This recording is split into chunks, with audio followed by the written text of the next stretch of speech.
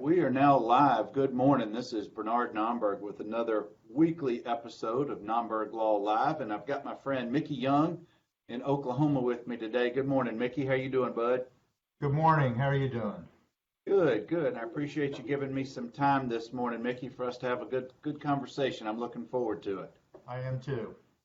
And for those of you out there who may not know Mickey or haven't met him yet, you really should. He is one of the more educated people I have come across who can communicate, and he's not all about academics. He's multifaceted. Mickey's got medical, legal, and engineering degrees. He's from all over the place. He resides in Oklahoma City, and I'm gonna let you pick it up from there, Mickey, to tell us a little bit about yourself personally and a little bit about your practice. Sure.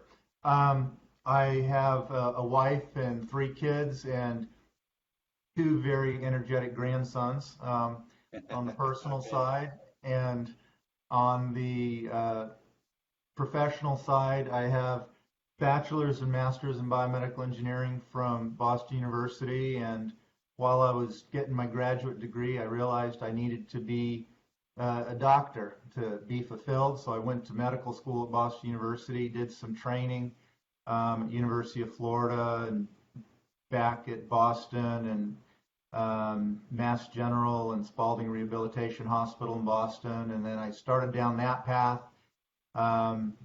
do academics. Then I ended up in private practice in Montana, which is kind of funny because I was born and raised in the San Francisco Bay Area, went to school on the East Coast, and found myself in Montana. At that point, due to family circumstances, time to move, change, and I decided to change career at that point, and that's when I went into the law. And I figured I was going to do healthcare law. That would be the natural thing to do. That's what I spent my time doing. I was a practicing neurologist. And from there, I was just happened to be talking with a friend of mine who was a classmate from my engineering days. And I was talking to him because he was a lawyer, and he goes, "Hey, Mick, why don't you become a patent attorney?" And I'm like, "What's that?" And then that's how I ended up doing it. And sort of the funny sidebar to that for me is I actually invented something while I was an intern that I didn't even realize I invented, that's actually used out there in medical practice now. And it's one of those things that's helpful to know about this stuff called intellectual property. But I didn't know about it at the time, so I sort of dedicated it to the public. That's awesome. And that's where, as a patent attorney, what that means is I'm a registered patent attorney, so I work in the U.S., work with foreign associates in other countries, and I am admitted to what's called the patent bar, colloquially, and it's at the United States Patent and Trademark Office. It means that I have a technical background.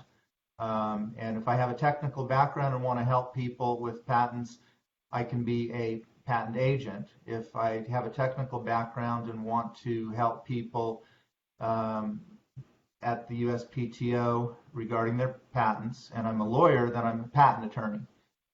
And patents are just one type of intellectual property. And from the business perspective, I mean, it's kind of interesting. If you look at the parts that are available to business folks, you have copyrights, you have trademarks, you have patents, and then what sometimes people forget about is you also have trade secrets. And these are the major parts that, say, a business person would think about. And these are things that you want to try to protect. And they each have their they came into being by different routes, and so you have to sort of figure out how to put what you want to do into one of the categories. And what I mean by they came by different routes is trademarks, they're logos, slogans, names that identify the source of the goods or services. That's what a trademark is.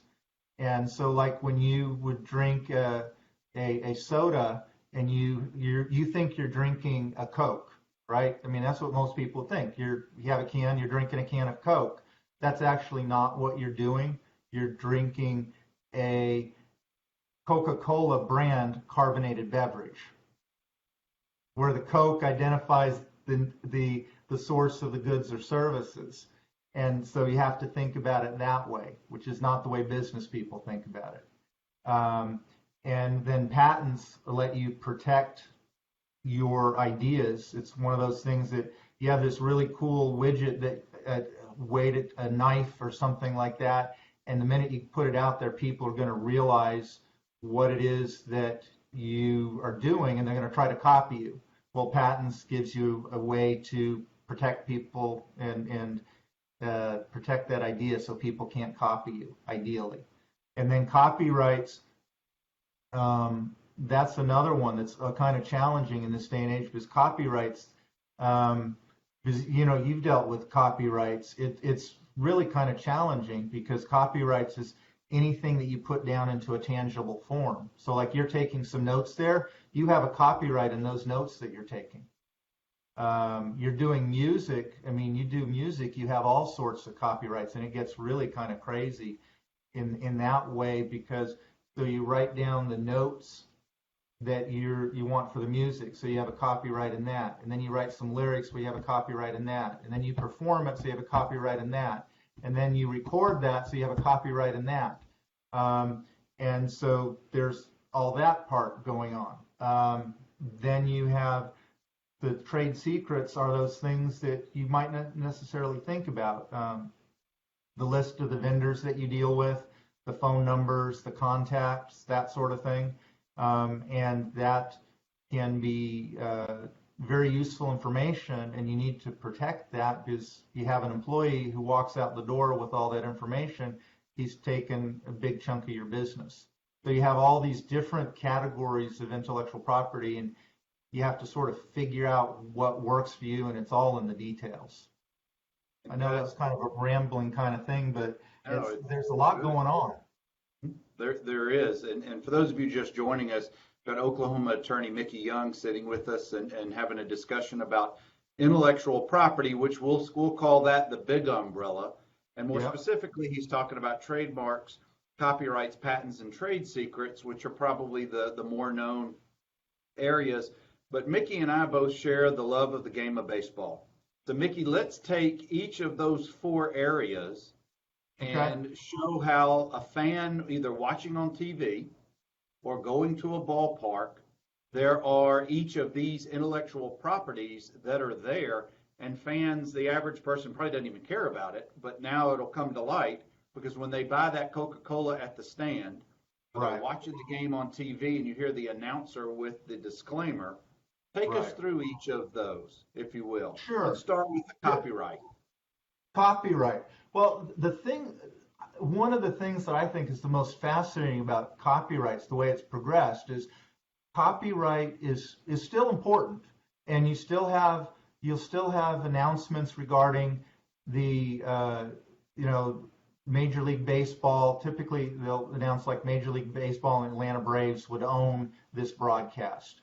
But when I was a kid, that was much more prominently announced. And when you were at a game, they would do an in-stadium announcement that you weren't allowed to record what was going on. You might remember hearing that sort of stuff.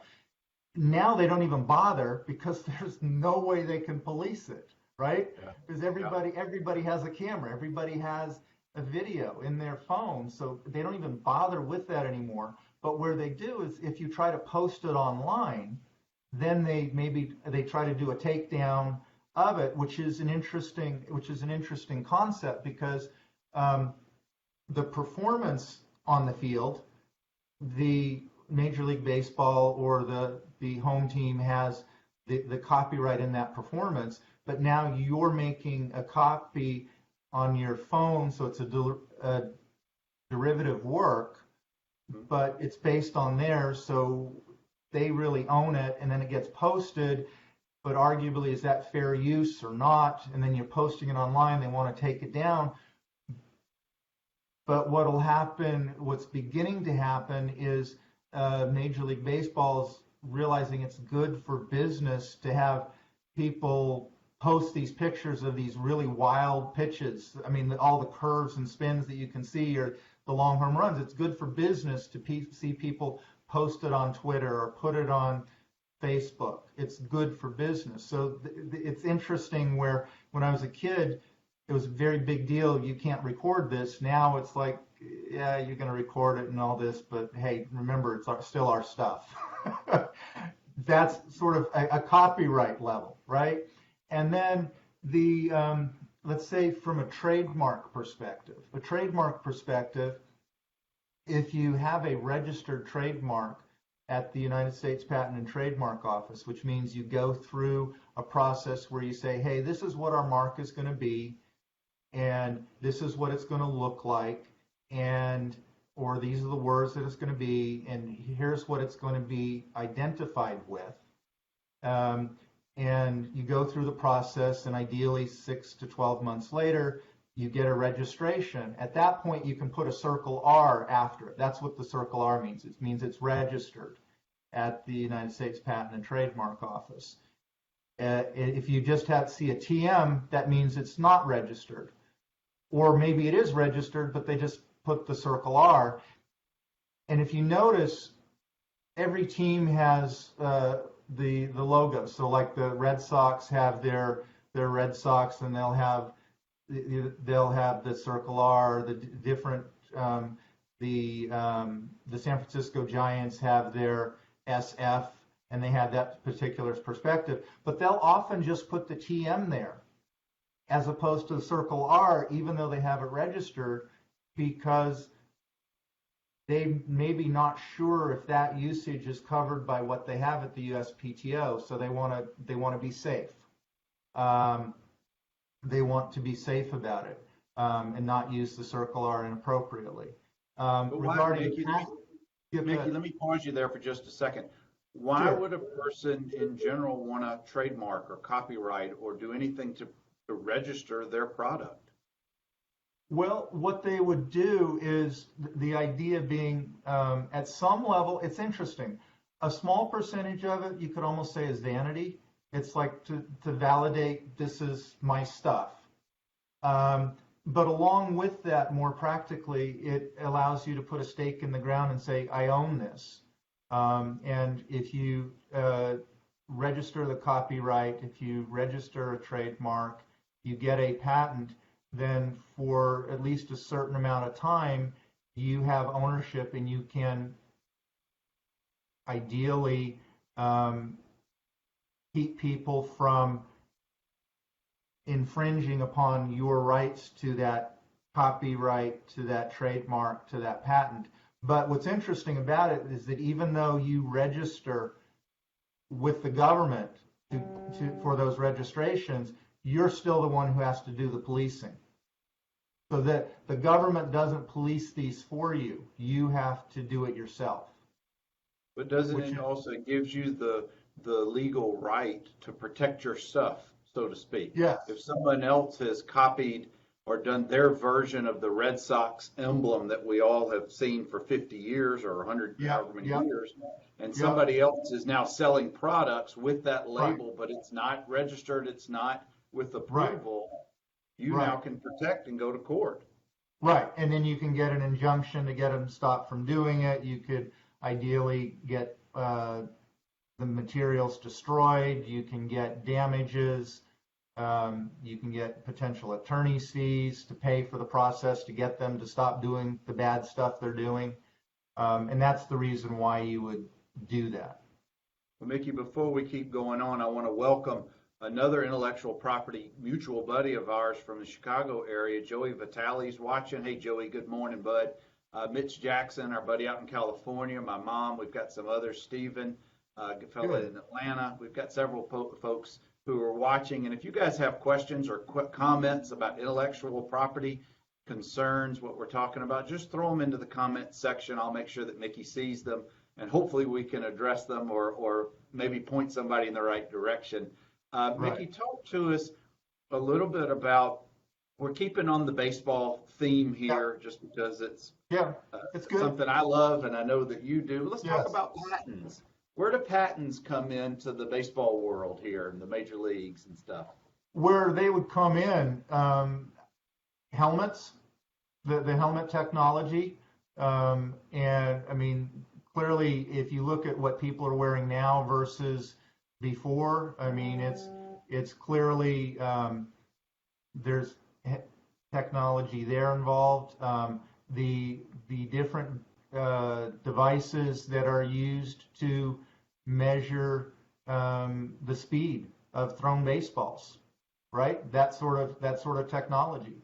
I mean, and heck, if you want to get even, not that far afield, but think about some of the controversies that you've had in, I think it was the Red Sox a year or two ago, where people were looking at iPads in the dugout to watch games and figure out what's going on. Well, that's making use of a technology that's patented, that has patent-related stuff, and that's how it affects, and just the whole wireless being able to communicate. So there's a number of things. I mean, in terms of specific stuff, I haven't looked at it directly, but I'd actually be surprised if there weren't regularly bats that had new patented technology. I know that I've worked in the golf area, and in that area, they regularly have new technology that's being patented, which is, and for patents,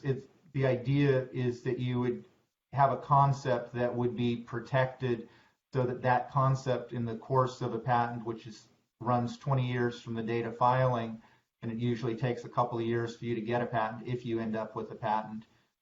You protect a concept, and my favorite patent for that, it's not baseball related, but it sort of drives home the point.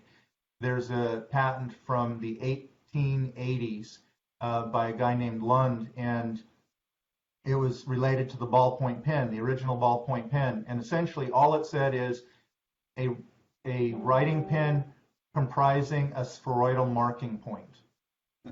So as long as that patent was in force, nobody else could do a writing pen with a spheroidal marking point. In other words, the ball point. Right, right. I mean, Wow. wouldn't you love to have that for a patent protection on that? Give me a little royalty on that. Let me ask you this, Mickey. I don't mean to interrupt you, but it's something along those lines. First of all, I want to welcome Amy and Zach and Mike. We've got some other folks watching. Thank you for tuning in, guys. Let's take two scenarios. Let's take Mariano Rivera, just welcomed into the Hall of Fame this past week. He was known for one amazing pitch, his cutter. Right. Why couldn't he take that pitch and register it, protect it? Obviously, he didn't. In fact, he showed Roy Halladay, right, deceased, he showed him how to throw it. And in fact, that ball is now in the Hall of Fame. Why don't we see major league athletes of any sport really patent or register or protect through intellectual property what they're best at doing? Why can't we do that? Well, it all depends on what it is. It's the details. Well, so let's do the Mariano Rivera cutter. Okay. So let's do the cutter. The point at which he was throwing the cutter, started throwing the cutter, I believe the cutter was known. So it's already known. So if you're trying to, say, protect a process of throwing a baseball, that's one. So when you're doing patents, you can protect a process, you can protect a machine, you can protect an article of manufacture or a composition of matter. So you have to fit it in one of those categories. And to say that you're trying to protect the process of throwing the baseball, well, it was already known to throw a baseball that way. He may throw it a special way that was better, but it was already known. So it would be hard to protect that process at the patent level because it had already been out there. It had already been out there for some number of years. From a trademark perspective, that's an interesting one, because if you go and say, okay, it's a cutter. Well, when you do trademark, you have to sort of take into account, if there's a word, is it merely descriptive of what's happening all the way towards, is it suggestive, is it arbitrary, is it fanciful? There's this level that you go towards, and you want to go towards fanciful, as in it's not tied to what's going on. The interesting thing is people want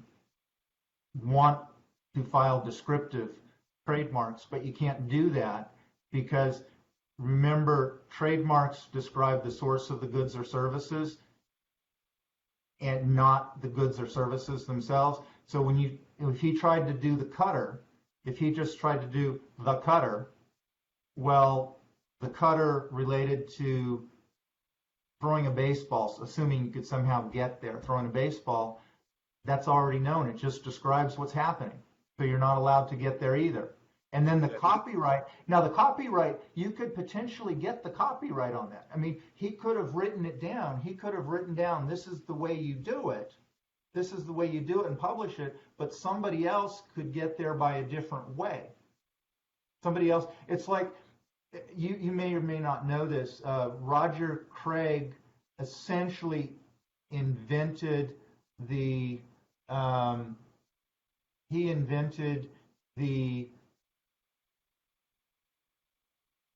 split finger fastball in spring of 1978. Okay, he invented the split finger fastball. That same spring, I was trying to throw a forkball, but I was throwing it badly. 10 years later, I'm reading Roger Craig's description of what he's for a forkball, and that's what his split finger, and that's what I was doing. I was throwing a forkball badly, and that's what a split finger fastball is. Right. And so you can protect what's written down, but you can't protect the implementation on, say, a copyright. But you can't protect the concept. And he was taught, Mariano Rivera was taught the cutter when he was in the minor leagues. So somebody else taught him how to do it. It just did it so much better than anyone else during his era. Yes. And I'm wondering, and maybe that's the difference, is just because you're doing something that others are doing, but you're doing it that much better, you can't copyright or protect necessarily on any level just that. Right. I mean, you'd have to come up with something else. Throw in the mow cutter or something. I mean, some other extra terminology, something different than what's been done before. Let's back up several decades and take it into the world of medicine. Jonas Salk perfected or came up with, correct me if I'm wrong, maybe the cure for polio, and decided not to protect it. Say it again. Prevention. A vaccine for it. But decided not to protect any of it so that it could be widely used around the world. Right. And that clearly, at least from my limited knowledge, was an example of someone who could have, I don't know, monopolized is not the right term, but could have used it for his financial gain. Monopolized is a reasonable term to use. But clearly this was a person who figured out what this gift to the world he, or maybe the team, had created. I'm not sure how it came to be. But if you recall, there was a conscious decision not to protect those things. Well, I'll actually build upon that. It's an interesting issue. So I said that in the patent realm, you can protect a process, a machine, an article of manufacture, a composition of matter. What's interesting about that is that in the medical realm, specifically the medical realm, there is something known as the Physician Immunity Statute, and that came out in the 1990s. And essentially what the Physician Immunity Statute says is, you can have patents on medical stuff, on these process, the machine, article, manufacture, and composition of matter. You can have this, but those ones that are related to process, we're not going to let you actually enforce them. So you can't have an injunction, you can't have remedies, you can't have legal fees. So you can have the patent, but you can't do anything with it. And how that ties into the Salk issue is that potentially there was this way to say, okay, you give something to prevent somebody from getting polio, right? That's the process. But in this day and age, he wouldn't have been able to patent that. He could protect the formula. And how that came about is kind of an interesting story, is that there's an ophthalmic physician who developed a way to do a cataract surgery where he could remove the bad cataract, put in the replacement, and there were no stitches, just the way he took off-the-shelf stuff and did this procedure.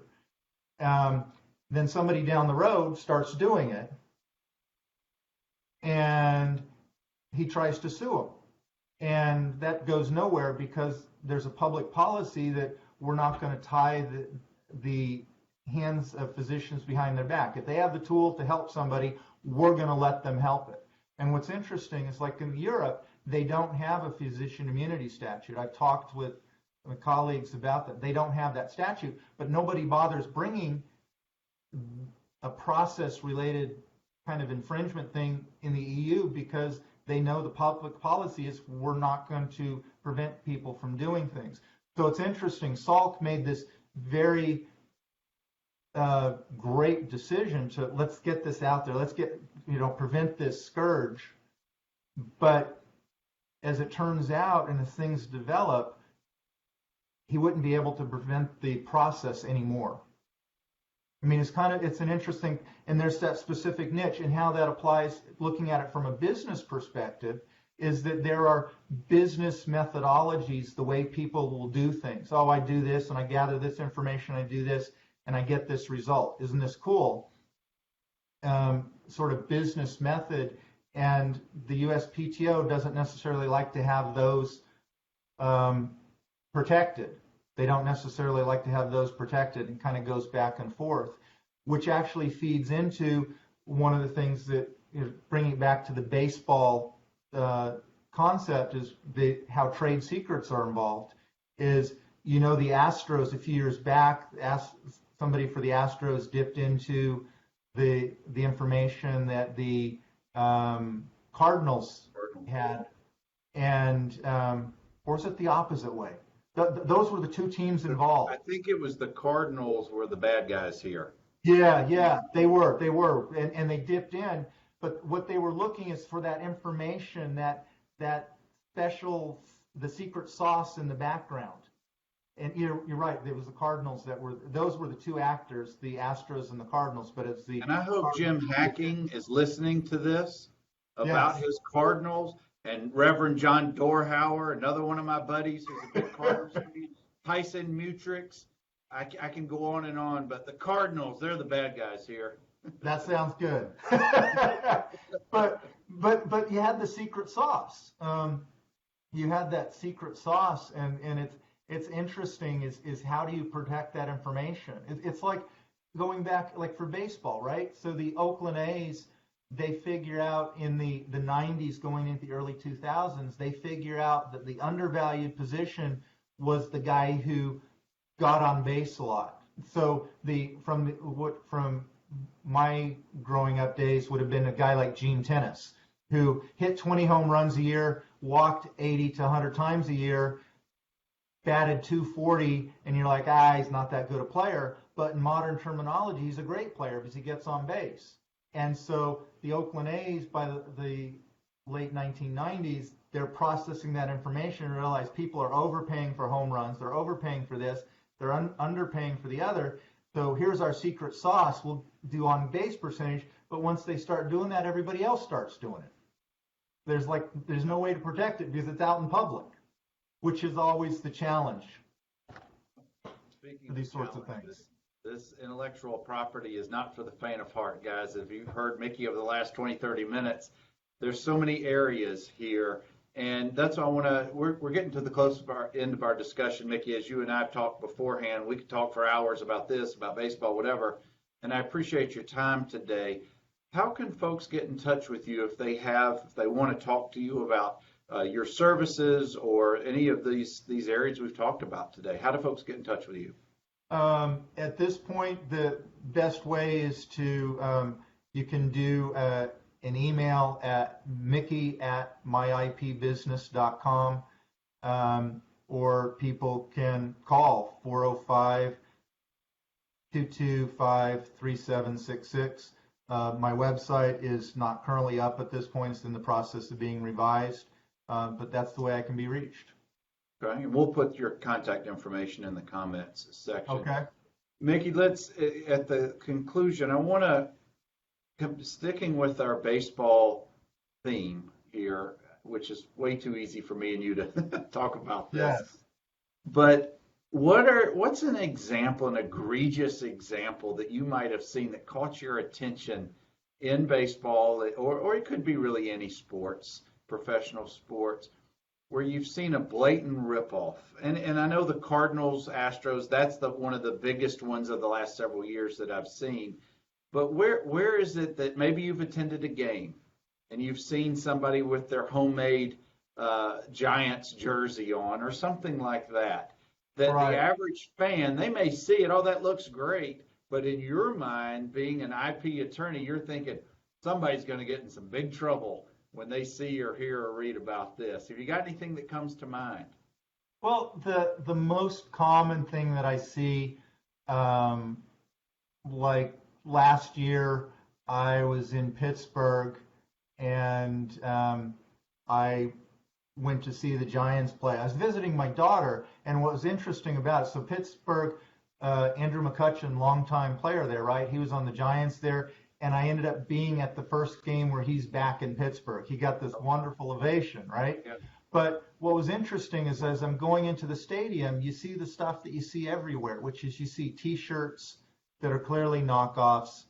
They have people's, they have maybe a player's name on there, and one of the intellectual property rights that we didn't mention is the right of privacy, right of publicity, depending on what state you're in.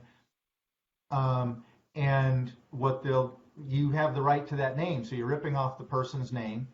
There's not licensing through like Major League Baseball Players Association or Major League Baseball. You've got not just the player's name, you got the team name.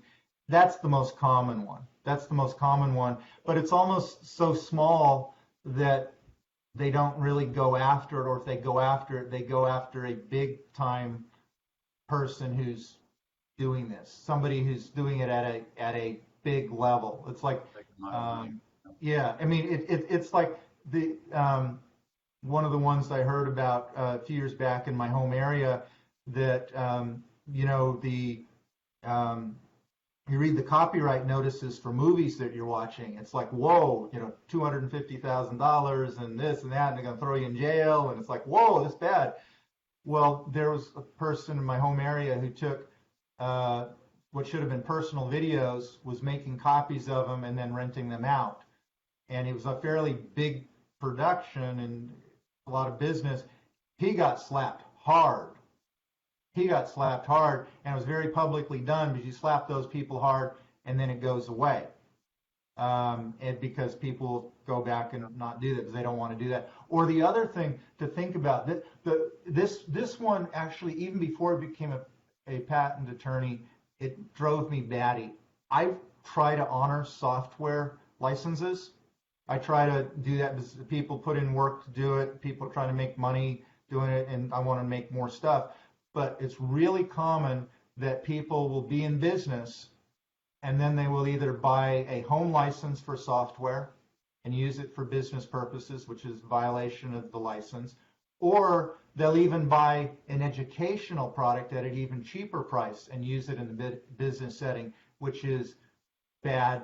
And if you're big enough, you get wind of it, that'll cost you a whole lot of money because Microsoft, whoever, will come and say, don't do that anymore, and we're going to make an example of you.